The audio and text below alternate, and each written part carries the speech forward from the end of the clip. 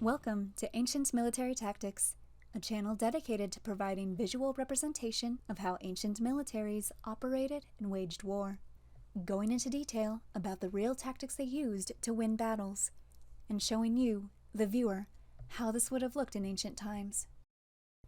In this video, we will be describing the ancient Battle of Edington that took place in about 878 AD.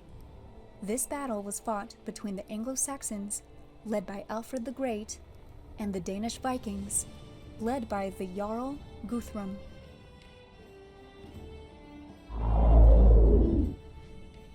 Despite being a sickly and frail man, Alfred was the only ruler in English history to be given the title the Great.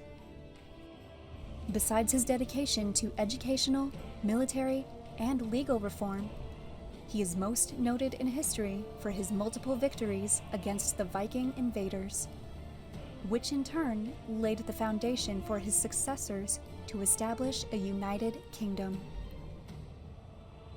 And it all started with his first prominent victory at Edington. The first raids by the Vikings on Anglo-Saxon England started in about 830 AD. Like ravenous wolves, the Vikings invaded cities, raiding and looting the poor villagers. Eventually, the Vikings changed their tactics from hit-and-run raids on villages to conquering them and settling on their newly acquired land. Only one kingdom was able to resist the Viking invaders, which was Alfred's Kingdom of Wessex. But then, the unthinkable happened. The Vikings attacked the fortress of Chippenham, and after killing most of the populace, they exiled Alfred and his family.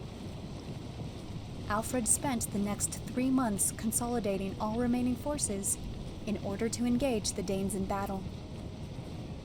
Alfred then lured Guthrum and his Vikings out of Chippenham and into the fields of Edington, where the gruesome battle ensued.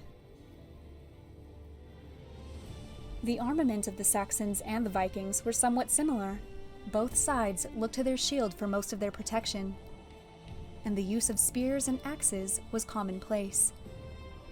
Swords in those days were mainly owned by the wealthiest of men. The shields were circular, made from planks glued together and wrapped in leather, with an iron boss in the center. Swords, mail, and helmets were not particularly common in these days, as most warriors were simple farmers and not wealthy. Because of the lacking armament, battles during this time period were a bloodbath, with both sides forming formidable shield walls and advancing at each other until one side faltered and routed. This battle was no exception. At the fields of Edington, for several hours, the two armies fought, but in the end, Alfred's men came out victorious, defeating Guthrum and his pagan army with great slaughter, and he sent them running back to Chippenham. Alfred and his men pursued and then trapped the Danes in their fortress in Chippenham, preventing all ability to resupply or seek provisions, and thus starved the Viking army into surrender.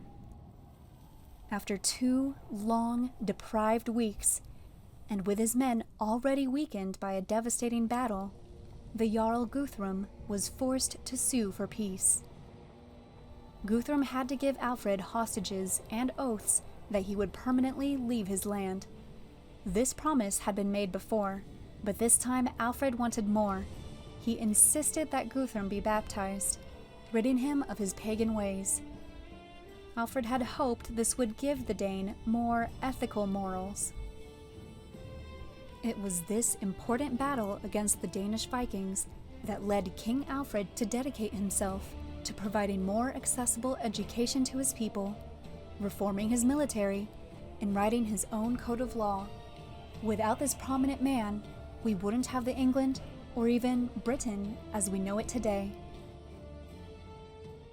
Thank you for watching Ancient Military Tactics, your go-to resource for the strategies and tactics used by ancient militaries throughout history to conquer their foes.